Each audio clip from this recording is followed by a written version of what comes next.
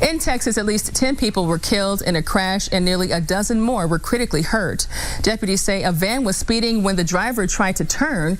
Well, it flipped, crashing into a utility pole. At least 30 people were in that van, and most of the passengers were undocumented immigrants. Texas DPS is working with the Mexican consulate to identify those inside of the van.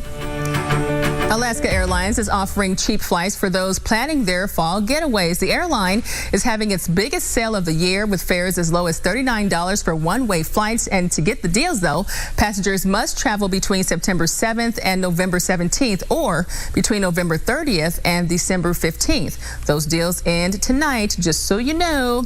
Meanwhile, Spirit Airlines is entering a 5th straight day of massive flight delays while the travel industry reports a surge in summer travel.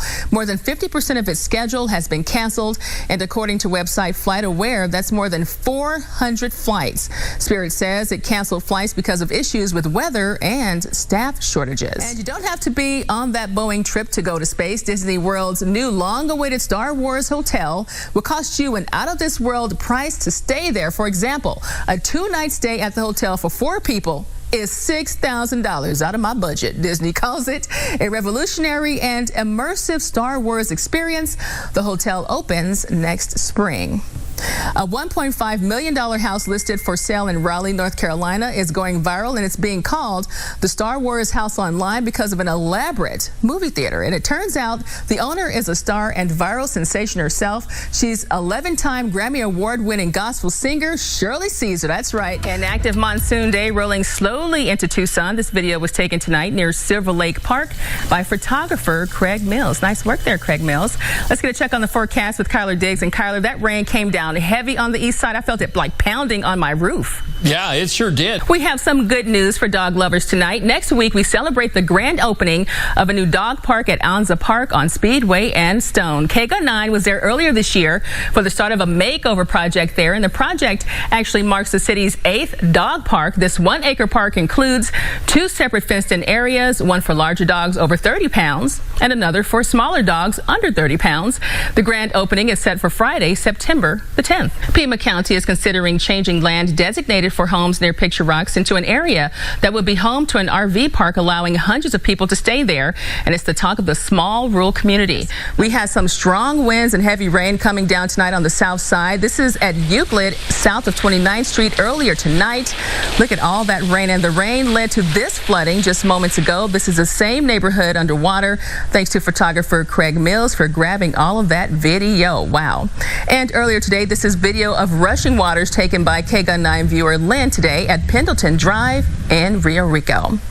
All right, Kyler, the wind was really picking up tonight, and I noticed a whole lot of lightning as well. Oh, the lightning was spectacular. The Delta variant continues to be the dominant COVID-19 strain in Arizona, and the Pima County Health Department is doing its part to stop the spread in classrooms. New information released today says there's evidence that the Delta variant is just as contagious as the chickenpox.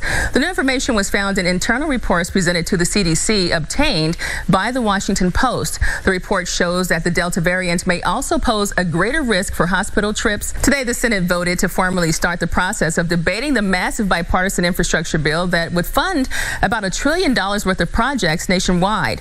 But as our Joe St. George explains, while the legislation is making major strides, it's still a long way from becoming law. And Sunnyside is joining other districts by requiring a mask for students and staff on campus, and that rule goes into effect today. It comes after the district held a board meeting yesterday.